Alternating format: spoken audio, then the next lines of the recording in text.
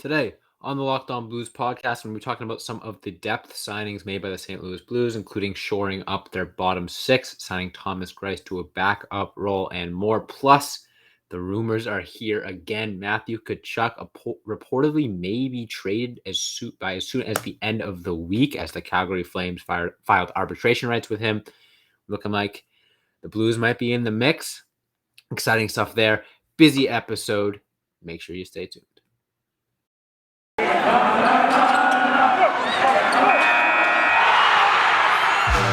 You're Locked On Blues, your daily podcast on the St. Louis Blues. Part of the Locked On Podcast Network, your team every day.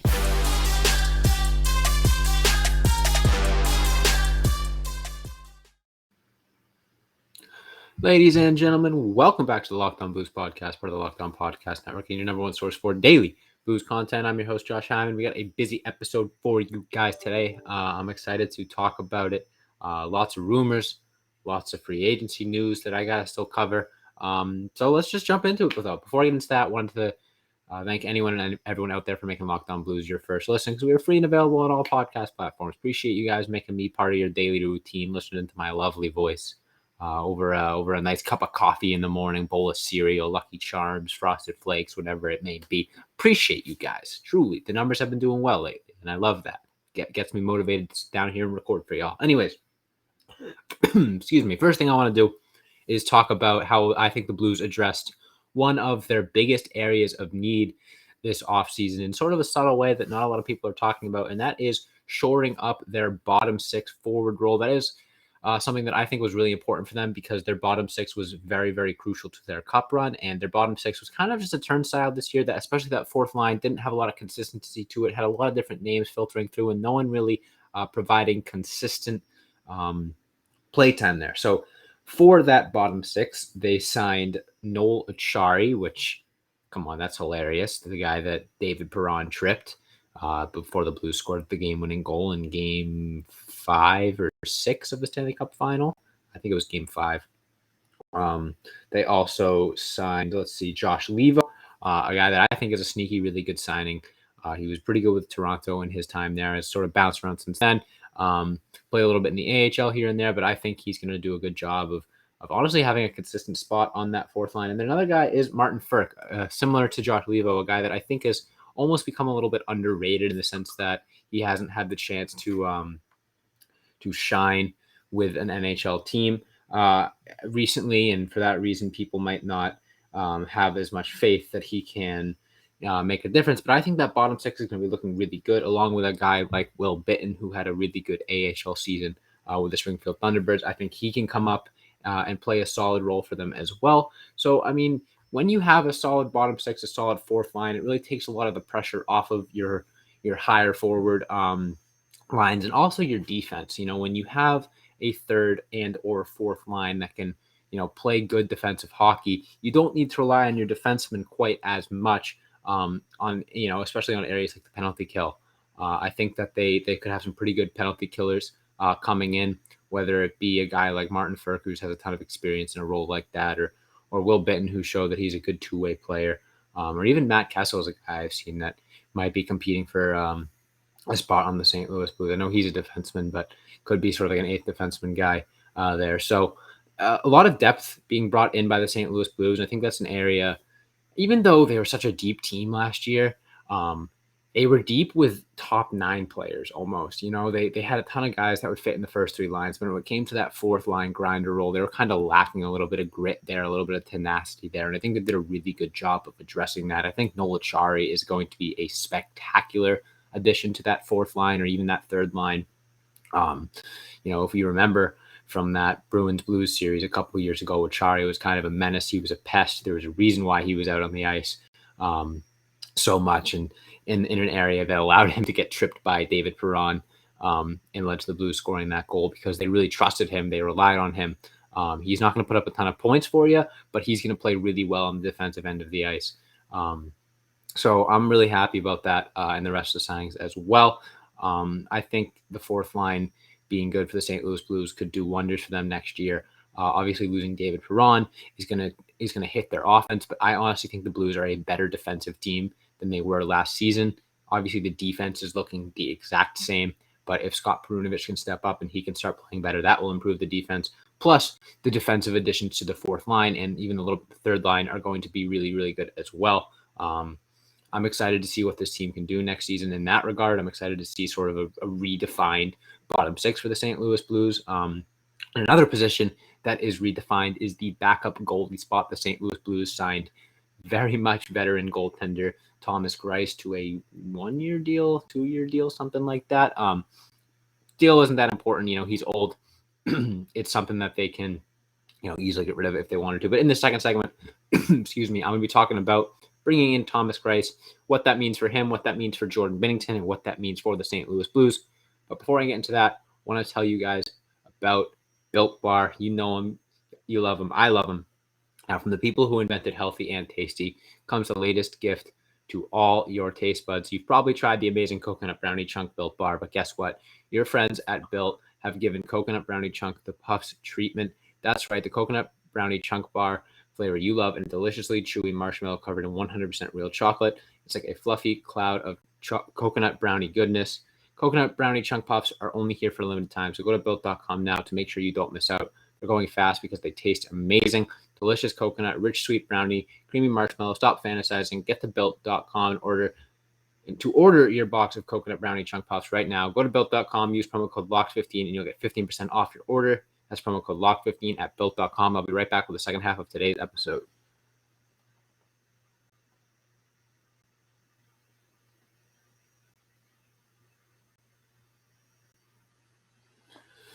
All right, sorry about that. I had my work computer going off a little bit. But anyways, back here, second half of the episode, still lots to cover. And the first area I want to talk about is Thomas Greiss. One thing I'm not going to be doing is talking about any of the controversy surrounding Thomas Greiss. I have my thoughts on it.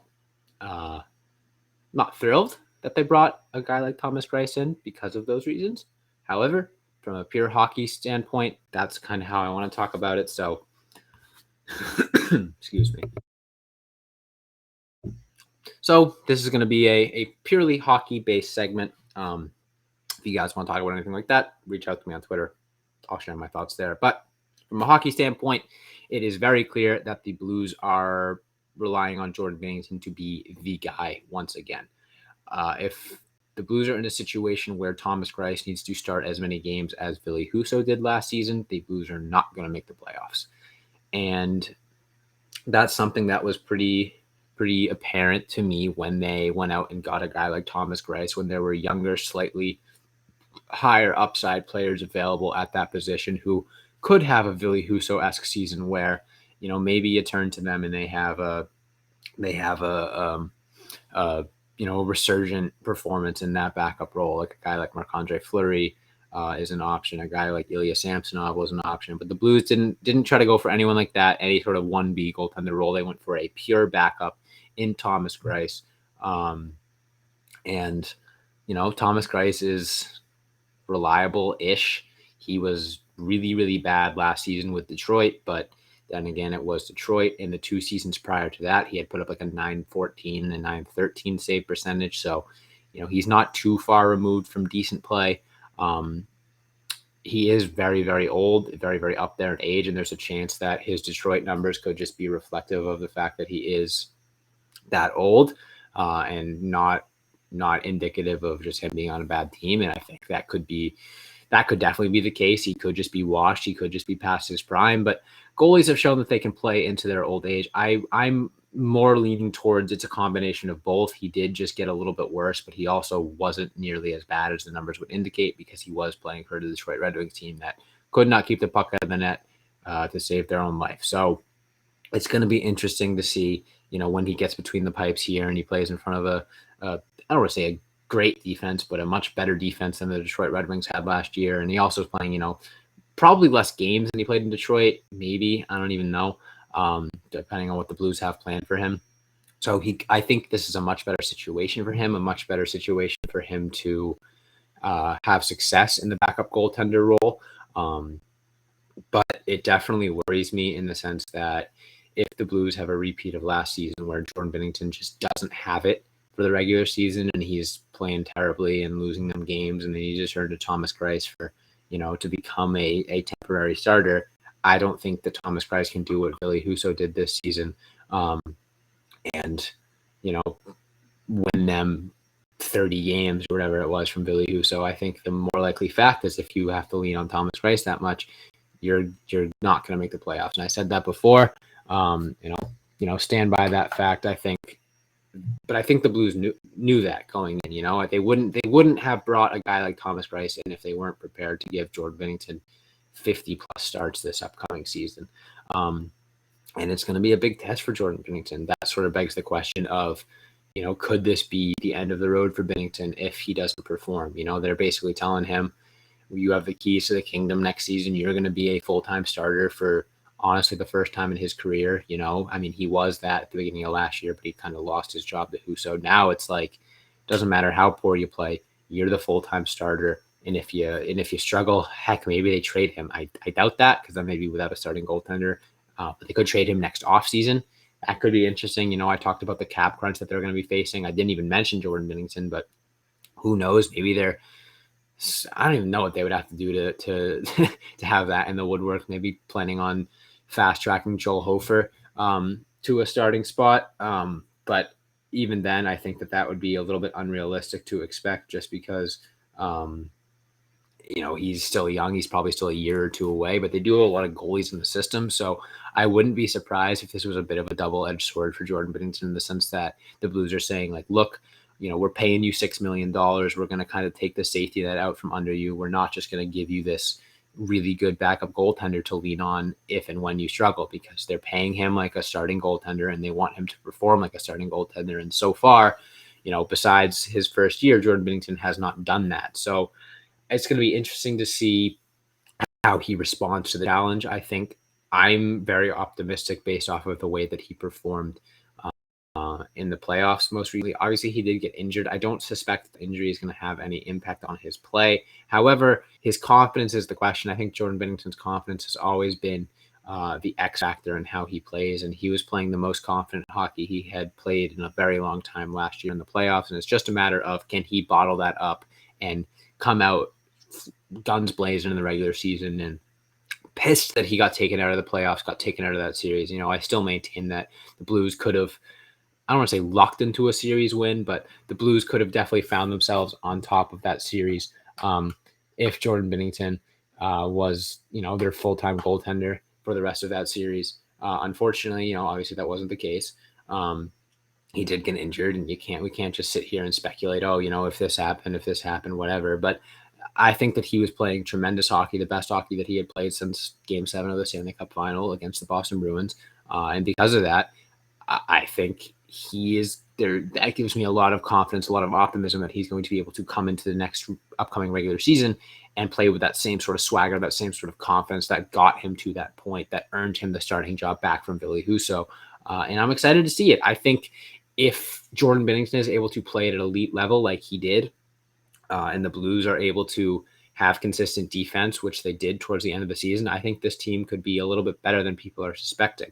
And one reason why they might be a little bit better than people are suspecting is because apparently Matthew Tkachuk might be on the roster. I'm going to head to the final ad break a little bit early here because I want to have plenty of time to talk about this Tkachuk news and these trade rumors and all that fun stuff. So make sure you stay tuned for that. Going to be busy. Going to be a lot of rumors thrown out. Couple familiar names. Going to be in some trade rumors for the St. Louis Blues. You don't want to miss it. Make sure you stay tuned. But other than that, I'll be right back with the end of today's episode.